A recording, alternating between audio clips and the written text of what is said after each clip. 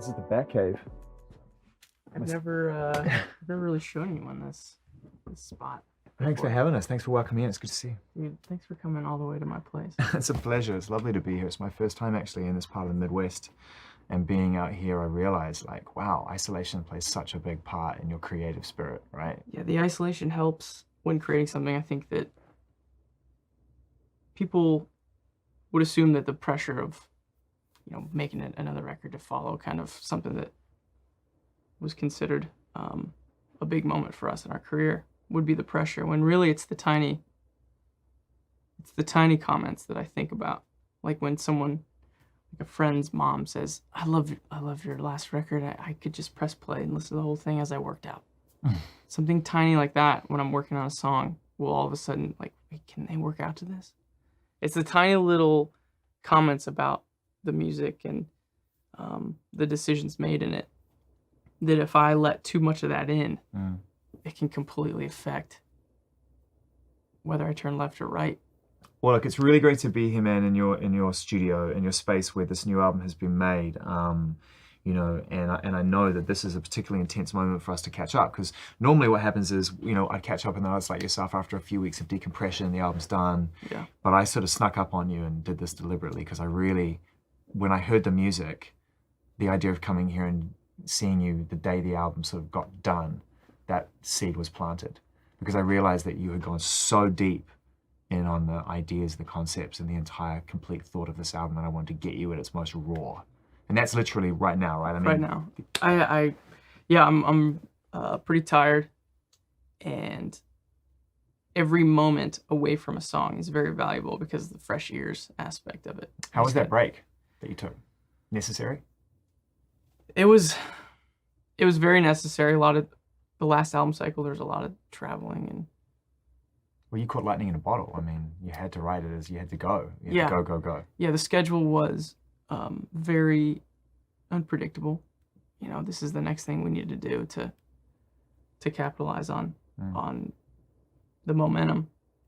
This time around, I'm looking forward to a little more structure. Like, we kind of know what to expect a little bit more, which is fantastic. And yet you find yourself, from what I've heard of this album, which is the whole thing thus far, is that you have chosen this opportunity to dive deeper. I love stories. I love being able to dive into a story and write from that perspective. A lot of my writing is obviously very personal and something I'm working through, but there's some of it that I, like to understand the people around me and try to dissect and analyze it. And I wanted to create a world that I could to go into and write from, and in that world I was I could control the exterior and what was kind of pushing down on me, and that control was very helpful in the creative process. Where in reality I can't really control that, how people perceive it or what pressures are being applied to what types of songs should be written, what type of record should be written, and how people feel about it. What decisions we should make, and what shows we should play, and whether or not we should do live TV, and all the stuff that I don't particularly enjoy. You lived that life, really lived inside that world as much as you probably could stomach on the last album, because Blurry Face was. It kind of makes sense, because I feel like you Trench, this is, as you said it before to some degree, is a geographical play. It's like you've created a world. Blurry Face was a character. Yeah. So you had to confront that. How did you feel at the end of that experience? Because I think fans will want to know. They loved the way that you announced your hiatus. It's always funny how you have to announce hiatuses these days, right? Which we never called it a hiatus, by the way. That's what we do. We just pick that term up. You guys picked that, didn't you? We have to just be like, we got to call it something. Yeah. Can't call it a holiday, right? Being a musician's a holiday. Doesn't hiatus kind of say that, like, Josh and I were sick of each other? Isn't that what that kind of means? Hiatus is always the step before a split. Yeah. It's like an intervention. Yeah, that's not what happened, but if that's what we're calling it, that's fine. Yeah. So what went wrong with you guys? Yeah. Couldn't see eye to eye on anything. You seem to have a great relationship, and I guess that even at the end of all that touring, I mean, you tell me how it all felt at the end of the Blurry Face campaign with Heathens thrown on top. Yeah. After I wrote Blurry Face, we released it, we started touring it a bunch. There was something sometimes it's hard to start creating. It's kind of like a muscle you have to work out. Well, when the Heathens things came up, I kind of took that as an exercise. Like, let me just get something going. Give me a reason to write right now, because I have a lot to say, but I just can't. Everything I turn to, every progression, every sample just feels uninspired to me right now. And this idea came up. Well, there's this movie coming out, and I didn't know much about the movie, and they want to know if you would write a song for it. Like, well, I don't know. That's not really. I've never done anything like that before. And then they showed me a few scenes, and they said, well, we want you to do either like a shoot 'em up Will Smith like song or a twisted love song between the Joker and Harley Quinn. And neither of those things struck me as, I was like, I'm just going to write a song that I feel like is probably going to be for the next record, or at least be for our fans, with my own twist on if I were meeting with those villains and I was bringing someone along, like bring your friend to work day. What kind of conversation would I have in the car before I got him there? In a sense, if this song were to kind of, well, we kind of got shoved into the mainstream. And I felt like I always wanted to explain to the mainstream audience, like, about our fans and who we really are, and try to bring them along and kind of go, listen, this is what you should expect. Tread lightly. But we're powerful, and these kids have something to say, and they're worth listening to. And so that song kind of became something that I wanted to write to explain our dynamic with our fans, and thinking that it would in no way fall in line with the movie, and then it did, and then it just kind of took off from there. And so it was a good exercise to get things flowing again. Did it? After that, did you feel inspired? Yeah. Started writing more. Yeah. A lot of ideas. Strange hit. Yeah, no, the chorus was initially, the chorus melody was the verse melody, because I just didn't feel like it was moving around the changes like it should. And I remember I showed Josh and a couple other guys on the road when I was just demoing it on my laptop, and all I had was the verse and like just the beat and the vibe.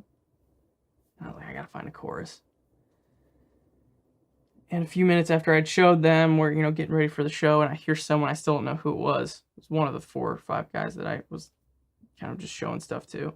They whistled the melody of what I thought was the verse down the hall as I was getting ready. And that's when I was like, that's the chorus. So how do we get to Trench, Tyler? How do you go from a character-based concept into something which is an entire world, which requires so much more fleshing out and so much more color, and the videos require so much more commitment and everything else? Yeah, well, you asked earlier, like, how was it to take a break, the hiatus, and to step away for what is now, I guess, a year. Honestly, the moment our last show, which was here in Columbus, it's like our final show of the entire cycle, I went home and I started coming up with this world, and it started to consume me, is all I could think about. I know every aspect of this world. Like, I know what the weather's like in this world, and I wanted to go there and write from that place. And this studio then kind of became, in a sense, my version of it. And I really wanted to dive deeper into the narrative of who Blurryface is, not just to me, but who he's become. It's always probably very true, but it seems a little cliche to say, we wouldn't be here without our fans, and this is about our fans, and it wouldn't be without them. But I don't think they know how much they've written the narrative, and how much of a back and forth we've been having without them really even being fully aware. this record is, I mean, they really did help write it. This thing wouldn't be breathing without them, and they helped create this world as well.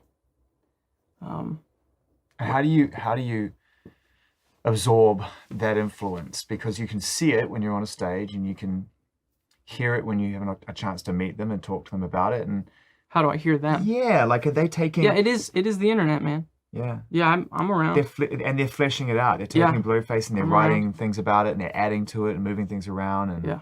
I mean, that's just incredible. That's like creative collaboration in real time. Yeah, I mean, the character of Blurryface was this person to me that I was trying to confront, but then as the record cycle went on and as I saw him kind of come to life through other people's perspective and our fans, the way that they viewed him, it drove me to like agree with them on how he's perceived. And how's he changed? How's it changed? If you go back to what Blurryface really was representing at the time, is that kind of that mirror, that I call it a seat at the table that you can stare across and really understand. I mean, everyone knows what they don't like about themselves, but how do you compensate for that? What are you doing because you don't like that? Trying to understand that and maybe fix that. Then I realized that it's all about jurisdiction, where there's certain places that I'll be, whether it's mentally or physically, where he has jurisdiction. And if I can try to leave those places, if I can try to stay away from those places, then he starts to lose a little more of a grip and control of me. And that's what Trench was and what it is. And help me kind of like compartmentalize in my mind where I need to try to leave and get to somewhere that's safer and a little more unpredictable, a little more wild, much more creative, a little scarier, a little bit of an abyss, but you don't have to play by his rules. That's helped. I wonder when you realized that you were different, you thought about things different and things settled with you differently, and at what point in your life you realized that you were going to have to develop some tools in order to function and live with just the person that you are. I never would have turned to music if I didn't feel like I needed to work on something or change or cope with something. I think that I was perfectly fine before music, and then something happened where it just felt like a buildup of some sort, and I didn't know how to release that. I didn't know how to decompress that and to have an outlet for it. And I was forced to learn how to play the piano, at least the way I look at it. I grew up sharing a bedroom with my brother, and he would tell you, like, I mean, we both love music, but there was something that happened where I realized, okay, I can say anything I want now. And, when I first showed my parents a song or two, I was really concerned that they were going to be really concerned. How'd your parents take it? Well, that's what was so surprising about it, was when I was, concerned about, like, it felt like when I was writing a song and I would show someone, it was like, okay, now let's start the conversation. But what would usually have been the beginning of a long conversation / check up on you / lecture was just, wow, that's great. And that was it. Like, that was the end of the conversation. And that's why I was like, I can do this more. The relief. I don't have to like keep on talking about it afterwards. What role did your faith play in that when you were growing up and trying to kind of be the person that you grew up being, and also growing into being a young adult and wanting to be an artist and wanting that freedom, that flexibility to touch on subjects because you got to get it out of your system, right? Like, I could see that could create a conflict if it wasn't managed right. I have this theory about leapfrogging in generations. And I think it kind of apply to faith, can apply to wealth. There's this constant kind of overcompensation and then compensating that. My parents grew up in an environment where there really wasn't any talk of faith or any sort of religion. And then they both had a moment where they became Christians when they were like in their college age. And so when they got married and wanted to raise kids, they were like, we're gonna, we want to raise a family that has faith and believes in God, and instilled that. And what I believe about God and my faith is, I would say, is very different from them. But I think it's a lesson in knowing that what I believe is different from everyone. Even my mom and my dad, people who formed me, they should in theory have the closest version of it, but it's so different, even that. And I think it's actually made my faith stronger in the version that I believe and I hold on to. And this music I'm trying to create and trying to like answer those questions. I'm throwing those questions out that I felt like weren't supposed to be asked. But when I ask it in a song, my parents just say, that's great. And that was such a big moment for me. And so, yeah, my faith is constantly playing a part in the music that I write. As I said at the very beginning of our conversation, you're so tucked away in here. I can see why you would just continue to work and create, because it's a very protected place. And I mean, it feels literally like you're 5 stories underground. Yeah, bomb shelter. Yeah, it does. And I wonder what it's like when you pop your head up above ground for you. What life's like. Let's talk about the popping the head out of the ground, because that's actually a phrase Josh and I have used to kind of describe like the part of our career that we just don't remember. Yeah. Wait, how did you guys like all of a sudden do our version of making it or getting people's attention? We see all these bands around us. I'm talking about the local scene back, 8-9 years ago. We see all these other bands around us. We're trying to, should we do what they're doing? Should we kind of try to follow their lead? And we decided, you know what, let's just go underground. And we went underground and we came up with a show, and then with our head down, we just started saying yes to that show, yes to that, let's play that, let's play that, let's play that, let's do that, let's create this, head is down. And then all of a sudden we came up and we had a record deal, and we were doing a headline tour. It's like, man, how did that happen? And I realized the importance of isolation and just honing in on something and not letting, what are they doing? Or what should we follow that? Or what is that? Does that change our decision now that they did that? And just kind of diving in and going for it, and then coming up and realizing, wow, we're like 5 miles ahead of those other bands that we were just looking at. What role does Josh play in all this for you, outside of being an amazing drummer and being a part of one half of the band, everything else? But on a human level, you guys you've a lot of similarities, but also you seem like kind of different people, which is good. I think, I mean, in the live show especially, there's been some shows where, man, I don't feel like I should be up here right now. Yeah. I don't feel good enough. I don't feel like what I'm doing is considered good. But then there's just been so many times I look over at Josh and he's just ripping, man. And it just shocks my system.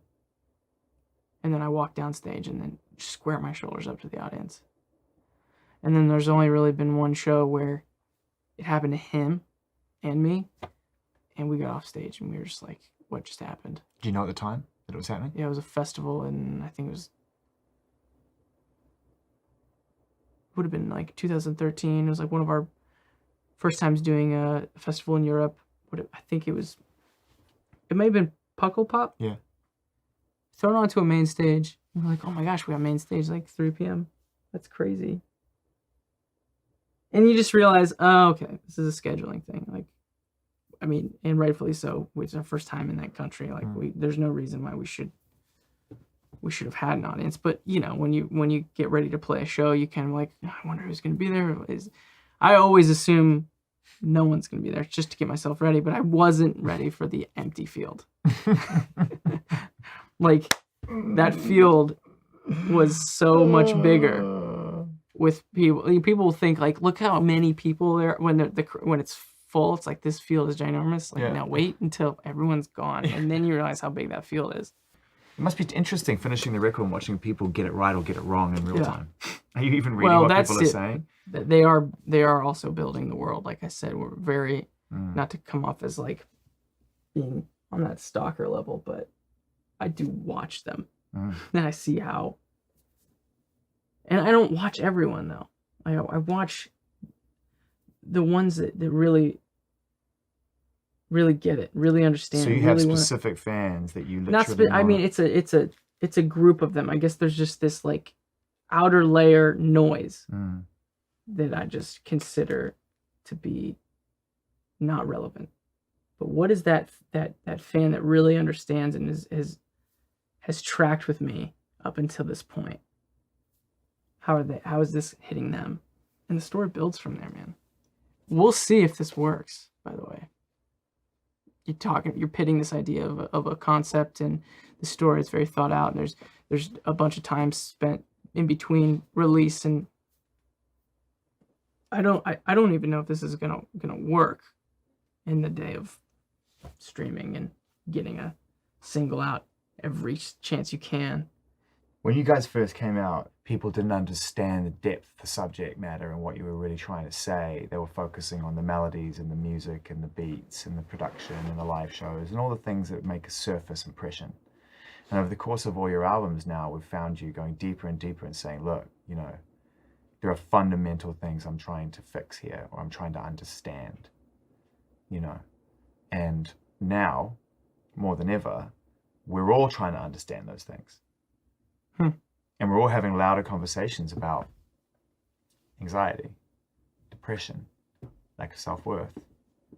And we're speaking as one a lot more clearly about that, because I think that's pretty accepted. That's a good way of trying to demystify it. Do you know what I mean? We're getting that right. We're getting that right? This is moving in the right direction, for sure. It's something that you experience. I'm taking a punt on that, listening to your music. Yeah. The fact that we're now in a world where we're talking about it is something that I've been looking for a while. And I'm really glad that we're here. I'm proud of our culture in that way, for sure. It's suicide too. You know, we like to name like the depression and the anxiety. You're right. We're terrified of that word. Yeah, we gotta say that too. You know, and right. and it's finally we're talking about it. It's a thing. You know, my mom's a school teacher, and I talk with her all the time about the things that she looks out for and how it affects kind of that environment as its own microcosm of a culture. And it's important to talk about, and that it's real. And how real can it get for you? I've always been pretty good at compartmentalizing, and it's not because I had to cope with something or whatever. I think that I was maybe born with just being able to compartmentalize. And I think my music is like the only real true window into a compartment that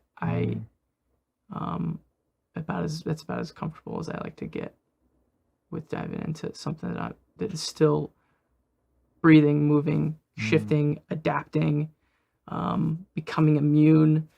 And as much as the conversation about it is very good, there's something about the personal aspect of it that it is very good to make sure that it doesn't take life and doesn't gain traction and breathe oxygen. And so my music is me talking about it and is the window into it. But I don't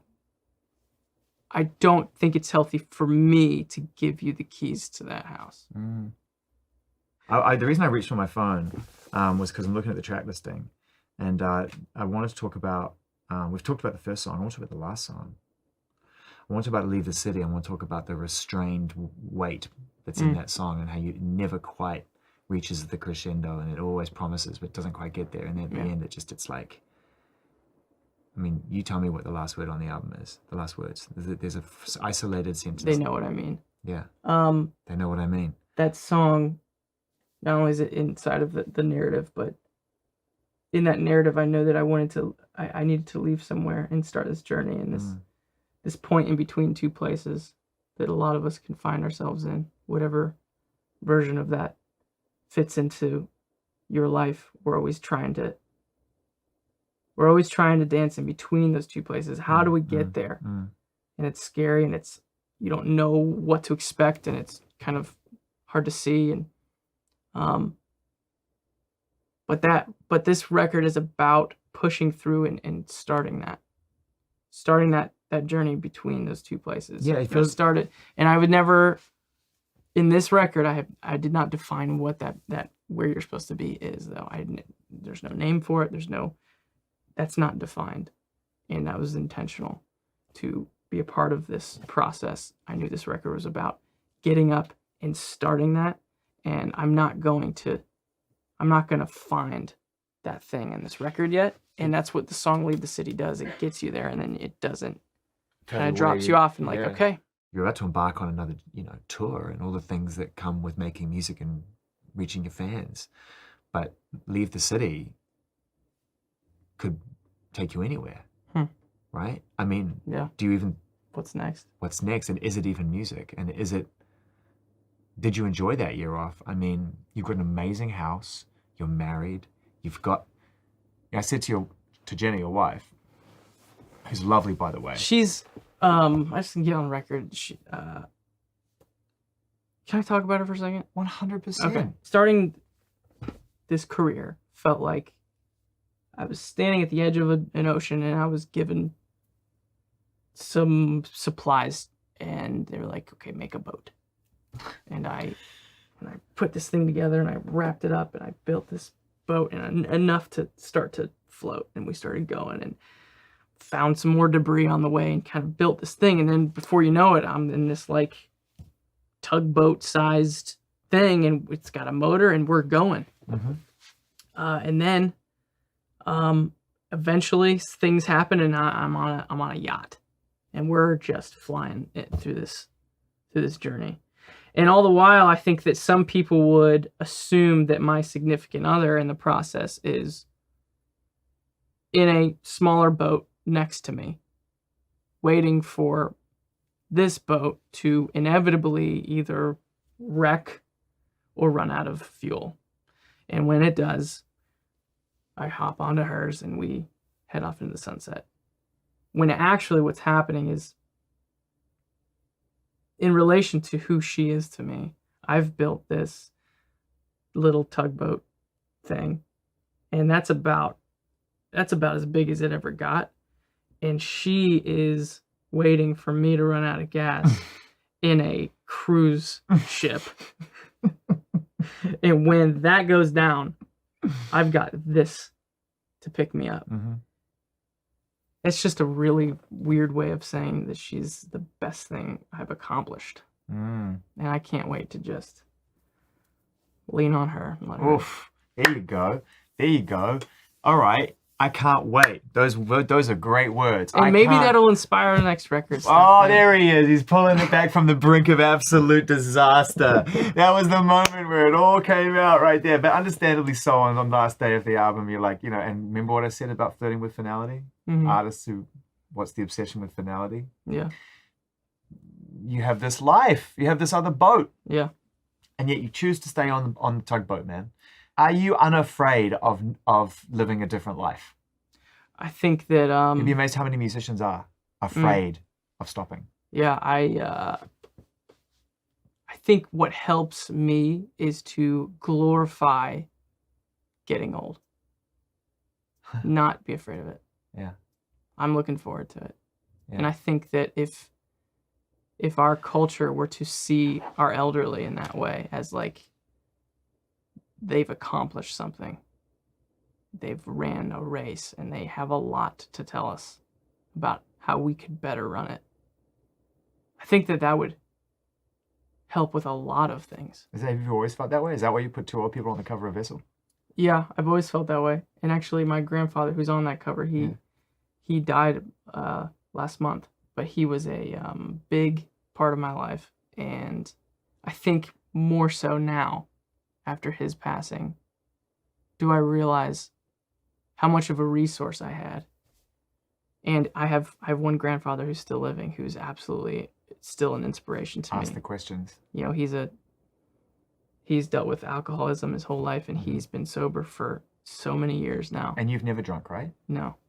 Yeah, never, and being on the road and all that stuff, never felt the pull to it, just doesn't I've had one, I've had, you want to ask me about my first alcoholic beverage? 100%. It was it was an expired Bud Light, and I was like probably 13. That's it? And it was terrible. Oh, dude. And in a way, I think it's a blessing. It's a blessing. Yeah. Like, I'm fine with that. I had to chase it with Gatorade. It was awful. I'm excited, man. Nope. Told you it's a slanted table. Why do you think I have all these gigantic mouse pads over here? Dude, this is the most pristine and clean, amazing, like... I gotta be honest with you. Don't tell me you cleaned it for us. Jenna dusted this before you guys came. Have you been literally sitting in here in your pants, like in your boxer shorts, literally just stinking up the joint? Did you grow a beard? Yeah. You did grow a beard? Yeah, I did. I shaved last night.